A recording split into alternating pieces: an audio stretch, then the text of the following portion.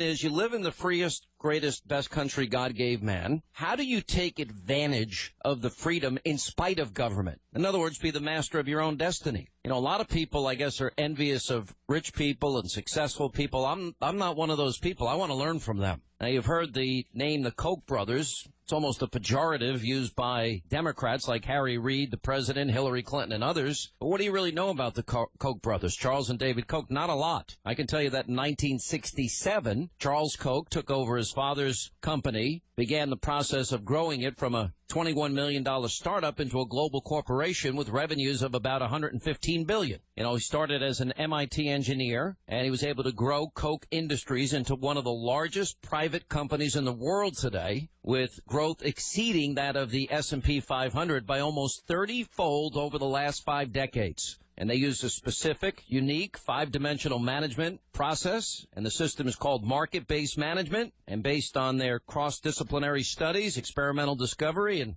implementation across Koch companies and their 100,000 employees worldwide. Anyway, it's, generate good profit. And that's the title of Charles Koch's book, Good Profit, How Creating Value for Others Built One of the World's Most Successful Companies. How are you? Hey, I'm great, Sean. Thanks for having me. So you're really not Satan? I really shouldn't listen to the characterization of you and your brother by Harry Reid and Hillary Clinton and Barack Obama as being the evil incarnate. You're actually a human being that employs all these people and has had a great run of success in your life? Well, I was in one of my interviews. The interviewer said, "Well, you're considered Darth Vader." So our guys got me a Darth Vader costume, and I wore that for pictures and tweeted that out, and that got a few laughs. So, well, I mean, you gotta have a sense of humor about this stuff, because some of the people in power will do anything to maintain their power and control over other people's lives, and when you get involved in this struggle that I consider it a struggle for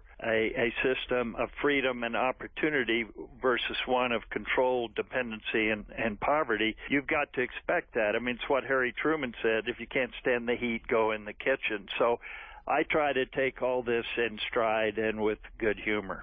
Well, I think that's the best way to take it, but it doesn't make it easier for you. No, but they have boycotts on us and so on, but we find that it hasn't hurt our business at all. As a matter of fact, I think for every 1 or 2 people who boycott us, there are several more who would prefer to do business with us, not only because of our stance on policy issues and political issues, but because the foundation of our management approach, what we call market-based management, is not to start by or not to try to be successful in a business by maximizing your profit, but find those areas for which you can create the most value for others. And people say, well, that's kind of naive or utopian.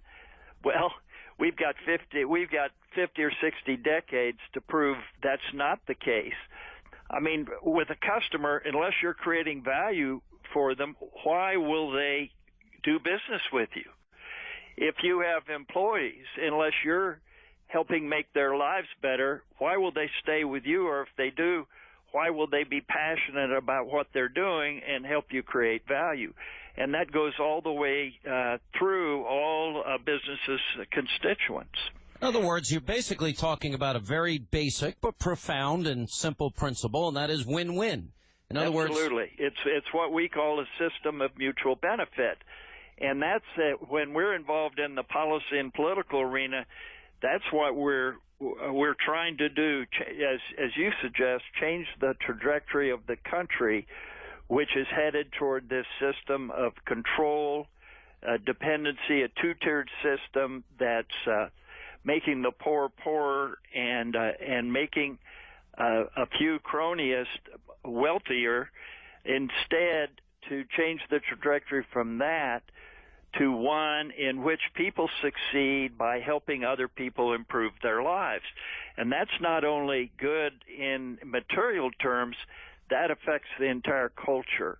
And so rather than have a culture that's pitting one group against the other and breeding more and more hatred, to have one, well, we all work to benefit each other, and then we get along. Even if we don't like somebody, we know what they're doing is helping us.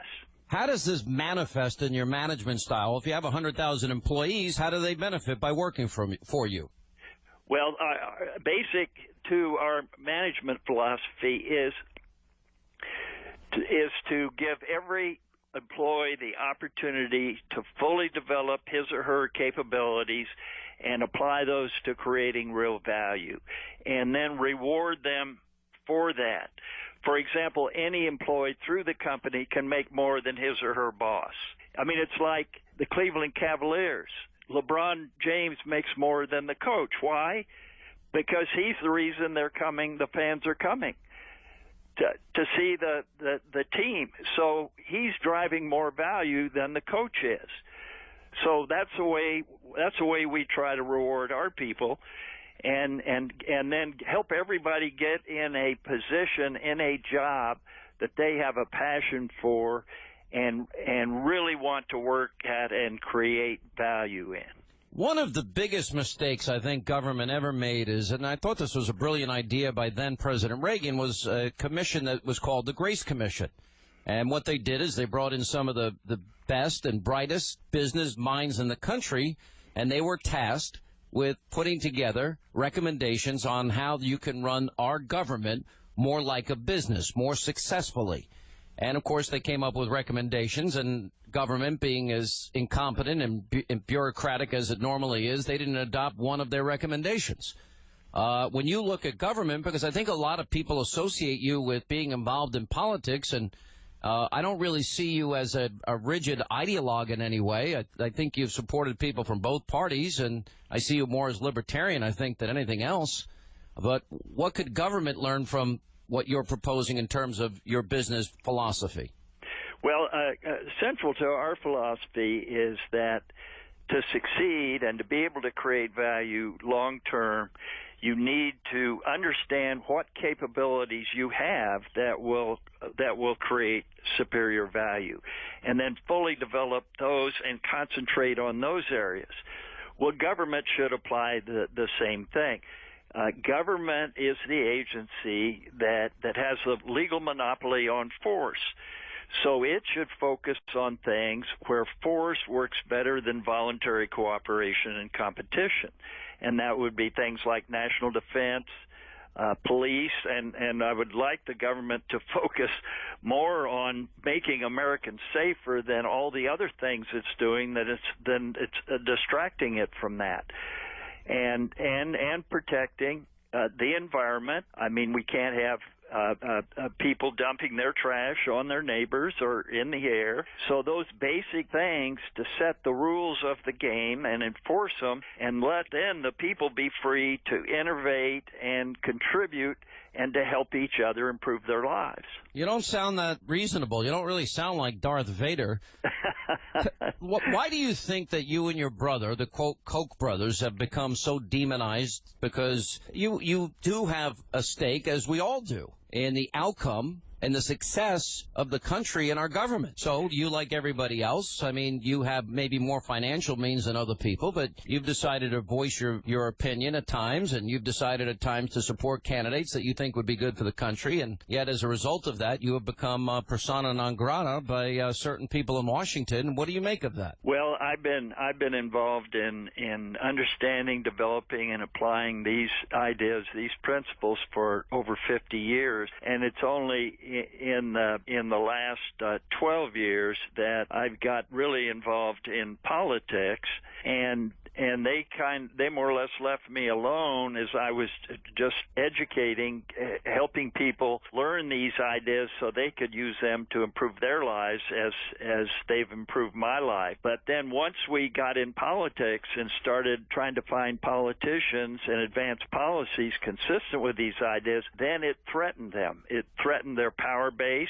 their ability to advance their agenda, and they couldn't answer the ideas. is, so they had to personally attack us to try to shut us down, and they figured out they can't do that, but to intimidate other people because they don't want to. A lot of people aren't willing to endure the kind of abuse that we get. So that's what it's all about, is shutting down the opposition, and that's why they have this attack on the First Amendment. As you know, the Democratic Senate tried to gut the First Amendment and shut down the First Amendment and shut down all opposition, and that's why the IRS went after all the conservative groups. That's the game they're playing, and so the first thing, our first objective is preserve the First Amendment and the right to oppose what the government's doing. Let me ask you this, because I've heard you talk about society moving towards a two-tiered society, the haves versus have-nots. Democrats talk a lot about income inequality. Here you have been able to apply principles, and now over 6 decades have shown yourself incredibly successful. So what is the average person that is, maybe part of the 94.5 million Americans out of the labor force, or the 50 million in poverty, or people starting out on food stamps? What advice do you give them, short of, class envy and class warfare and redistribution, that things that they can apply in their lives so that they can be successful? What do you tell them?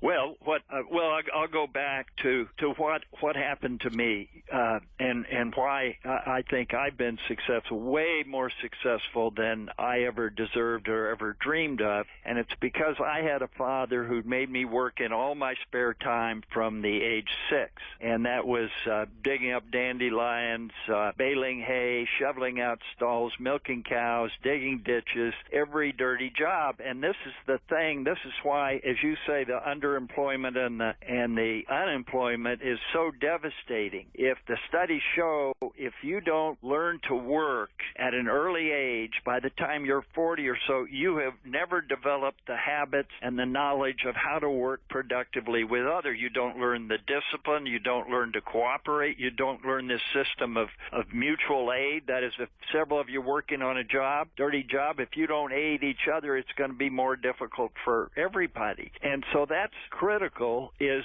they go get a job. They don't let people tell them that flipping hamburgers is a dead-end job. No, you will learn skills and habits in there beyond anything you'll learn in school. And if you stick with it, the studies also show you will advance.